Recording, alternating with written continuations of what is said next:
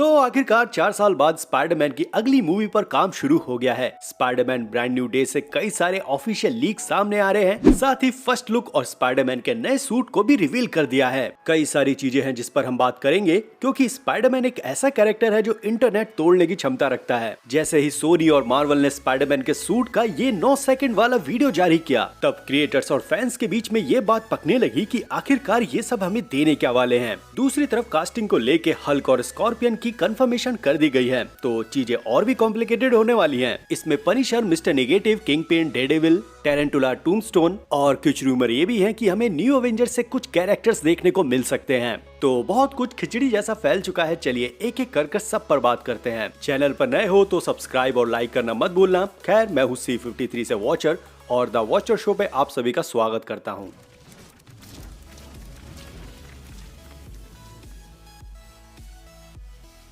सारी चीजों को साइड में हटाकर सबसे पहले बात करते हैं स्पाइडरमैन के नए सूट के बारे में। मुझे अब तक का सबसे ऑल टाइम फेवरेट जो लाइव एक्शन स्पाइडरमैन सूट लगा है वो स्पाइडरमैन नो वे होम के लास्ट का ही है, और थैंक्स टू मार्वल सोनी वो इसी सूट पर काम आगे बढ़ा रहा है और इसीलिए यहाँ ये इम्प्रूव भी दिखाई देता है। इसमें ये जो लाइनें हैं वो उभरी हुई हैं, जो पहले कभी टॉम हॉलैंड के सूट में नहीं थे। बाकी हमने जितने भी लाइव एक्शन में स्पाइडरमैन देखे वहाँ ये चीज देखने को मिलती है, लेकिन टॉम हॉलैंड की हम जितनी भी पिछली मूवी देख लें ये चीज यहाँ मिस थी। पर ये ऐसा भी नहीं था कि मार्वल ने इसके बारे में सोचा भी नहीं था। जब स्पाइडरमैन पहली बार 616 में दिखने वाला था तब ये उभरी हुई जो कॉस्ट्यूम है वो यहाँ हमें देखने को मिलती, लेकिन लास्ट में CGI में इसको बदल दिया गया और मुझे यहाँ देखकर अब खुशी हुई है कि चलो ये चीज अब वापस आ गई। टोबी और एंड्रू के सूट में हमने ये लाइनें देखी हैं और वहाँ पर भी इन दोनों के बीच में काफी डिफरेंस है। टोबी के सूट की ये लाइनें बहुत ज्यादा उभरी हुई हैं, पर एंड्रू के सूट में ये लाइनें परफेक्ट बैठती है। और वो लाइट रिफ्लेक्टिंग वाला मुद्दा जिससे सूट थोड़ा एजी लगता है वो यहाँ टॉम हॉलैंड के सूट के साथ खास तौर पे दिख रहा है। वहीं अगर मूवी के हिसाब से देखा जाए तो हमारा 616 का स्पाइडरमैन टोबी और एंड्रू के सूट से काफी इंस्पायर हुआ है और ये बदलाव उसी की वजह से यहाँ दिखाई देते हैं। साथ ही ये चीज ऑफिशियल भी है क्योंकि नो वे होम की स्क्रिप्ट में ये साफ लिखा भी है इस स्पाइडरमैन ने अपने इस सूट का इंस्पिरेशन टोबी और एंड्रू से लिया है। तो नो वे होम के एंडिंग में हमें ये हिंट दे दी थी कि हमारा ये जो 616 का पीटर है वो बाकी स्पाइडरमैन से इंस्पायर होगा और अपने लिए एक नया सूट डिजाइन करेगा। दूसरा मुद्दा मुझे यहाँ पर यह भी लगता है कि हमारे जो ये दोनों पुराने स्पाइडरमैन हैं इनकी लेगेसी हमारे 616 के स्पाइडरमैन पे डाल दी जा रही है और ये चीज टॉम हॉलैंड के फ्यूचर के लिए भी अच्छा है। मे बी सीक्रेट वॉर्स के बाद जब नल वाला फेस आए तब ये चीजें और भी क्लियर हो जाएं। खैर, इधर टॉम का फ्रंट लोगो मुझे काफी अच्छा लग रहा है। यहाँ ये डिजाइन काफी उभरा हुआ है, पिछले सूट्स की तरह नहीं जो अपने सूट में थोड़ा छुपा हुआ लगता है। वहीं कॉस्ट्यूम में रेड कलर को और गहरा कर दिया गया है और एक तरह का ब्रिक पैटर्न भी देख सकते हैं जिसको आगे CGI के साथ और भी बेहतरीन कर दिया जाएगा। चमकदार नीला रंग भी देखने को मिल रहा है जो नो वे होम की एंडिंग में देखने को मिला था और इस बात की खुशी है कि अब ये ब्रांड न्यू डे में भी इसको जारी रख रहे हैं। दूसरा एक मुद्दा ये भी था कि जो नो वे होम की एंडिंग वाला सीन था वो कम्प्लीटली CGI से बना था, तो इस पर भी शक हो रहा था कि ये आगे इस चीज को कंटिन्यू करेंगे या नहीं। लेकिन अब ये सारी चीजें गलत साबित हो चुकी हैं और मार्वल एक नए रास्ते की तरफ चल दिया है। रिसेंट में ही हमने फैंटास्टिक 4 देखी और उससे इतनी हाइप नहीं मिली जितना मार्वल को उम्मीद थी, क्योंकि आगे डूम्सडे भी है और कुछ भी दांव पे नहीं लगाया जा सकता।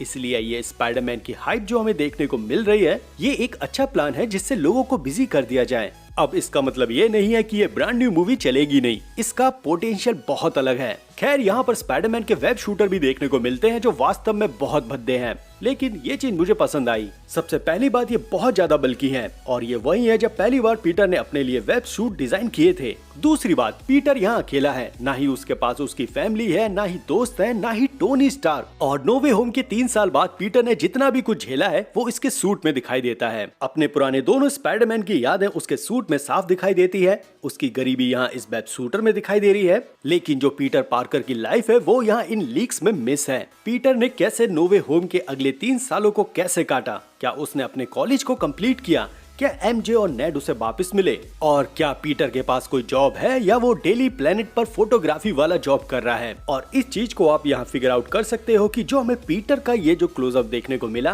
कि बाल उसके मैसी हैं, बिखरे हुए हैं, तो ये इस चीज को बताता है कि पीटर टूटा हुआ है, कंगाल है और अकेला है। और ये चीज मैं आपको इसलिए बता पा रहा हूँ क्योंकि जब कैरेक्टर को स्क्रीन पे दिखाया जाता है तब उनकी पर्सनैलिटी से पूरी उनकी लाइफ को दिखाने की कोशिश की जाती है, जिनमें कई सारी चीजें और भी आती हैं, पर ये मैसी हेयर वाला सिस्टम यहाँ पर फिट होता है। नो वे होम की एंडिंग में भी हमने पीटर को देखा है कि जब वो एमजे से मिलने जाता है तब भी उसके बाल बने हुए ही होते हैं, मतलब कि वो अपने आप को यहाँ संभाल रहा है। दूसरा, जब पीटर अपना मास्क उतारता है तब भी हम ये मान सकते हैं कि उसके बाल यहाँ मैसी हो गए हैं, पर यहाँ इस टीजर में पीटर के बाल पहले से ज्यादा लंबे और मैसी हैं। और अगर ये मूवी नो वे होम के 2 या 3 महीने बाद शुरू होती तो इसमें ज्यादा कुछ कहने को नहीं था, लेकिन 3 साल का गैप बहुत हो जाता है। वहीं अगर स्पाइडरमैन के लेंस और उसकी आंखों की बात करें तो यहाँ पर हमें काफी बड़ा चेंज देखने को मिलेगा। शायद ये लेंस पहले जैसे छोटे बड़े ना हो और एंड्रू एंड टोबी की तरह यहाँ पर ये लेंस वैसे ही काम करें, और शायद इसी वजह से हमें मूवी में स्पाइडरमैन की ये आंखें पहले से ज्यादा बड़ी दिखाई दें। वहीं इस टीजर में स्पाइडरमैन का जो बैकग्राउंड म्यूजिक सुनाई देता है जिसको माइकल गिनो ने दिया है, पहली बात ये क्लासिक है। दूसरी, ये नोट तभी सामने आता है जब पीटर स्क्रीन पर डिप्रेस दिखाई देता है। तो कुल मिलाकर अगर हम इस सूट पर फाइनल बात करें तो ये सूट अब तक का सबसे पसंदीदा लाइव एक्शन सूट बन गया है। ये नो वे होम के एंडिंग के सूट से काफी बेहतर है। यहाँ सारी लाइनें उभरी हुई हैं, रेड और ब्लू कलर को काफी रिफ्लेक्टिव कर दिया है जिससे स्क्रीन पर ये कलर उभरा हुआ नजर आएगा। फ्रंट और बैक लोगो दोनों बदल गए हैं। पीटर पार्कर की लाइफ और स्पाइडरमैन कैसे जी रहा है, ये सारी चीजें पीटर पार्कर को एक कॉमिक आर्क देने जा रही हैं। ब्रांड न्यू डे का मतलब यही है कि पीटर के लिए एक नई शुरुआत। जितनी भी लीक्स हमने स्पाइडरमैन ब्रांड न्यू डे से इस चैनल पर कवर किए हैं, अगर उन्हें जोड़कर मैं आपको एक समरी दूं तो हमें कुछ ऐसा देखने को मिल सकता है कि पीटर पार्कर नो वे होम के एंडिंग के बाद 3 साल तक अपने आप से जूझता रहा। ना उसकी कॉलेज कंप्लीट हुई, ना ही उसके साथ कोई ऐसा था जो उसे समझता। मे बी ये भी हो सकता है कि पीटर पार्कर ने हीरो वाले काम भी छोड़ दिए हों। दूसरी तरफ जे जोना जेमसन जो अपना डेली प्लेनेट चला रहा है, जिसकी टीआरपी केवल स्पाइडरमैन के नाम से ही बढ़ती है, अब स्पाइडरमैन लोगों के सामने नहीं आ पा रहा है। इसीलिए जे जोना जेमसन अपनी टीआरपी के लिए कुछ गुंडों को स्पाइडरमैन के पीछे लगा देगा। वो स्पाइडरमैन की न्यूज को कवर करेगा क्योंकि उसका डेली प्लेनेट स्पाइडरमैन की न्यूज की वजह से ही चलता है। शुरुआत यहीं से होगी और आखिरी में vigilante, Punisher, Hulk, mister negative, ये सारे कैरेक्टर धीरे धीरे ऐड होते जाएंगे। खैर, अभी मूवी के कुछ एक्शन सीन शूट हो रहे हैं। 50 से ज्यादा सड़कों को बंद कर दिया गया है और एक्शन सीन को प्रैक्टिकल सेट के साथ लाया जा रहा है। टॉम हॉलैंड ने 1 हफ्ता पहले इस चीज के बारे में बता दिया था कि वो अब शूटिंग को थोड़ा ओल्ड स्कूल वे में करने जा रहे हैं। प्रैक्टिकल एक्शन सेटअप किया जाएगा जिसमें जाहिर तौर से रियल लोकेशन भी सामने आती है। अब ये सब रियल लोकेशन पे होना था, लीक भी होने थे, इसीलिए ये टीजर और ये सारे लीक्स हमारे सामने आने लगे। और मार्वल और सोनी ने स्पाइडरमैन ब्रांड न्यू डे का एक छोटा सा टीजर हमें दे दिया। ये सेम डेडपुल एंड वुल्वरीन की तरह है क्योंकि जब उनका ये शूट ऐसा ही होना था तब उन्होंने कॉस्ट्यूम का सूट हमारे सामने पहले ही शेयर कर दिया। दूसरी तरफ कुछ लीक भी सामने आए हैं, जैसे स्पाइडरमैन और पनिशर डैमेज कंट्रोल से लड़ते नजर आएंगे। वहीं स्कॉर्पियन भी ऑफिशियल कंफर्म हो गया है स्पाइडरमैन ब्रांड न्यू डे के लिए। और अगर आप स्कॉर्पियन को भूल गए हो तो आज से 10 साल पहले स्पाइडरमैन होम कमिंग के पोस्ट क्रेडिट सीन में हमें स्कॉर्पियन देखने को मिला था और फाइनली 10 साल बाद इसको फिर से यूज किया जा रहा है। और हम सब जानते हैं कि आज तक हमें लाइव एक्शन में स्कॉर्पियन देखने को नहीं मिला है। अब इस चीज को लेकर मेरा सवाल ये आता है कि स्कॉर्पियन को इतने लंबे समय बाद यूज क्यों किया जा रहा है, तो इसका आंसर मिलेगा हमें जे जोना जेमसन से। मैंने थोड़ी देर पहले ये कहानी बताई कि जे जोना जेमसन अपनी टीआरपी के लिए स्पाइडरमैन को किसी से भी लड़वा देगा, तो कॉमिक्स में ये कांड जे जोना जेमसन कर चुका है। उसने स्कॉर्पियन को पैसे दिए ताकि वो स्पाइडरमैन से लड़े और स्पाइडरमैन की न्यूज जे जोना जेमसन अपने चैनल पर कवर करे। और वास्तव में ये चीज हमें एमसीयू में दिखाई देती है। जे जोना जेमसन जैसे जर्नलिस्ट आज तक सामने नहीं आ पाए जब तक स्पाइडरमैन के साथ वो वाला कांड नहीं हुआ।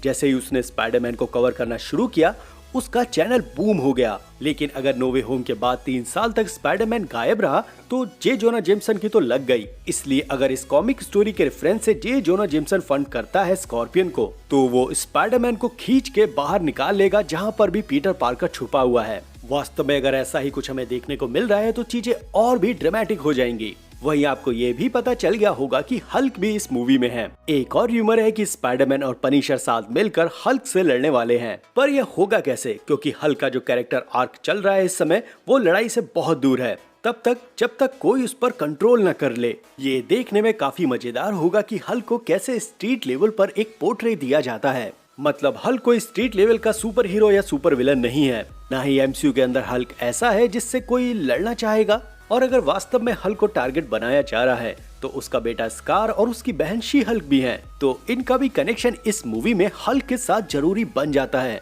फिर एक बात ये भी है कि हल्क, स्पाइडरमैन और पनिशर को एक साथ स्क्रीन पे लाया जा रहा है, लेकिन इनमें कुछ एंगर इशू भी हैं, क्योंकि हल्क और पनिशर को हम देख ही चुके हैं कि उनमें कितना गुस्सा भरा रहता है। दूसरी तरफ पीटर को लेकर लीक्स में ये भी सामने आया था कि वो इस मूवी में काफी गुस्सैल जैसा नजर आएगा, क्योंकि पीटर ने इन 3 सालों में जो झेला है उससे वो अलग तो बन ही गया है, इसलिए वो पीटर कम और ज्यादा स्पाइडरमैन बना रहना चाहता है। वो अपने पीटर पार्कर के पर्सोना को भूलना चाहता है और ये भी हो सकता है कि वो इसलिए नए दोस्तों के साथ नजर न आए। पीटर को ज्यादातर खुशी तब मिलती है जब वो स्पाइडरमैन बनकर विलन को रिलता है, और आंट मे के डेथ के बाद हमने देखा कि पीटर पार्कर अपने पे कंट्रोल खो रहा था। यहीं से पीटर पार्कर के एंगर इशू चालू हुए, और ऐसे में अगर पीटर किसी भी विलन के सामने आता है तो शायद हमें वो पहले जैसा नजर ना आए। वहीं दूसरी तरफ पनिशर है और उसका एंगर इशू तो बहुत ऊपर है। मुझे लगता है कि पनिशर ने जब अपना सब कुछ खोया उसके बाद कभी वो अपने आप को स्टेबल कर ही नहीं पाया। कुछ यहाँ पनिशर पीटर जैसा ही रिप्रेजेंट हो रहा है, लेकिन यहाँ पनिशर एक एक्सट्रीम लेवल पर है। दोनों के साथ सेम कहानी है, दोनों ने अपनी फैमिली और दोस्तों को खोया है, और अपनी वर्क लाइफ को कैसे सुपर हीरोज काम के साथ जोड़ते हैं, ये इन दोनों कैरेक्टर्स के बीच काफी कॉन्फ्लिक्ट पैदा करता है। फिर इसके बाद आता है हल्क, जिसका गुस्सा हम न जाने कितने सालों से देख रहे हैं, पर अच्छी बात यह है कि उसने इस पर कंट्रोल करना सीख लिया है। लेकिन ऐसा भी नहीं है कि उसे आउट ऑफ कंट्रोल नहीं किया जा सकता, इसलिए मिस्टर नेगेटिव जो इस मूवी में एक विलन के तौर पे दिखाए जा रहे हैं, वो ही हल्क को आउट ऑफ कंट्रोल कर सकते हैं। एक जगह हमें टैंक में डीमन लोगो भी दिखाई देता है, और मिस्टर नेगेटिव ही एक ऐसा विलन बनेगा जो प्रोफेसर हल्क और ब्रूस बैनर के बीच का ये जो मानसिक संतुलन है, या जिसको हम ब्रिज बोल सकते हैं, उसको डिस्ट्रॉय कर देगा, और तब हमें एक सैविज हल्क देखने को मिलेगा। और मुझे लगता है कि हल्क को स्पाइडरमैन और मिस्टर नेगेटिव की कहानी के साथ जोड़ना ये एक फैन सर्विस भी है, क्योंकि फैंस की हमेशा से ये शिकायत रही है कि हल्क के साथ नाइंसाफी हुई है। वो हमें वैसा देखने को नहीं मिला है जैसा वो कॉमिक्स में हुआ करता है। इन्फिनिटी वॉर से ही हल्क को छोटा बचकाना बना दिया गया, और अब तो डूम्सडे आने वाली है, तो क्या हल्क वैसा का वैसा ही रहेगा? इसीलिए हल्क के कैरेक्टर आर्क के लिए यहाँ ये स्टोरी परफेक्ट बैठ भी जाती है। कई सारे लीक्स हमारे सामने आ रहे हैं और कई सारे लीक्स अभी आना बाकी है। धीरे धीरे आगे इन सबको कवर करेंगे, और अगर आप कुछ भी मिस नहीं करना चाहते तो प्लीज यार चैनल को सब्सक्राइब करो। मैं इस चैनल पर मार्वल कंटेंट देता हूँ, उसके अलावा कुछ नहीं, तो एक छोटा सपोर्ट यार दे ही सकते हो। खैर, मिलते हैं अगली वीडियो के साथ, तब तक आप अपना ध्यान रखो, मजे लो, लव यू एंड बाय।